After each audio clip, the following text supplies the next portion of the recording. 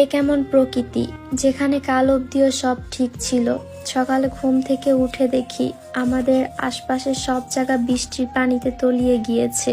আর 1 ঘন্টা বৃষ্টি নামলে হয়তো ঘরের ভিতরে পানি চলে আসবে। কেন জানি আশপাশের এই পরিস্থিতি দেখে কান্না করতেও ভয় লাগে, না জানি আরেক ফোঁটা পানি বেড়ে যায়। এই আবহাওয়া দেখে আম্মু আমাকে সকাল সকাল ঘুম থেকে ডেকে তুলেছে। তারপরে আমি রুম পরিষ্কার করে বাইরে দেখতেছিলাম প্রচুর পরিমাণ পানি হয়েছে। এই ঘরটা তো তলিয়ে যাবে, আর যদি সর্বোচ্চ 1 ঘন্টা বৃষ্টি হয় ঘরের ভিতরে পানি ঢুকে যাবে। তো আমাদের জন্য সবাই দোয়া করবেন যাতে খুব তাড়াতাড়ি সবকিছু ঠিক হয়ে যায়।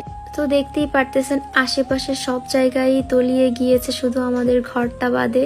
আমাদের বেঁচে থাকার জন্য পানি খুবই জরুরি, কিন্তু এখন সেই পানিতে অনেক মানুষের প্রাণ হারাচ্ছে। তো আপনারা দেখতেই পারতেছেন আশেপাশের অবস্থা খুবই খারাপ, পানি কোথাও বের হতে পারতেছে না। আর না জানি কিছুক্ষণ বৃষ্টি হলে হয়তো ঘরের ভিতরে পানি ঢুকে যাবে। যেখানে কাল অবধি সবার মুখে ছিল অনেক হাসি, তো সকালে এই অবস্থা দেখে খুবই খারাপ লাগতেছিল। তো আপনারা দেখতেই পারতেছেন আমাদের বাসার আশপাশে পানিতে পুরো তলিয়ে গিয়েছে। তো আমাদের জন্য সবাই বেশি বেশি দোয়া করবেন যাতে খুব তাড়াতাড়ি আগের মতো স্বাভাবিক অবস্থায় ফিরে আসে।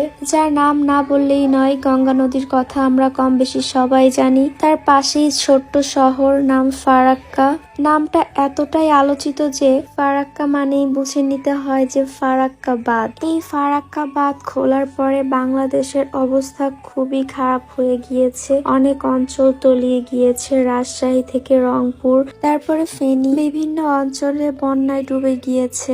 আমরা নিরুপায়, তাই কাউকে কোনোভাবে সাহায্য করতে পারতেছি না। সাহায্য না করতে পারলে কি হয়েছে, সবার জন্য অনেক অনেক দোয়া থাকবে যাতে খুব তাড়াতাড়ি স্বাভাবিক অবস্থায় ফিরে আসে।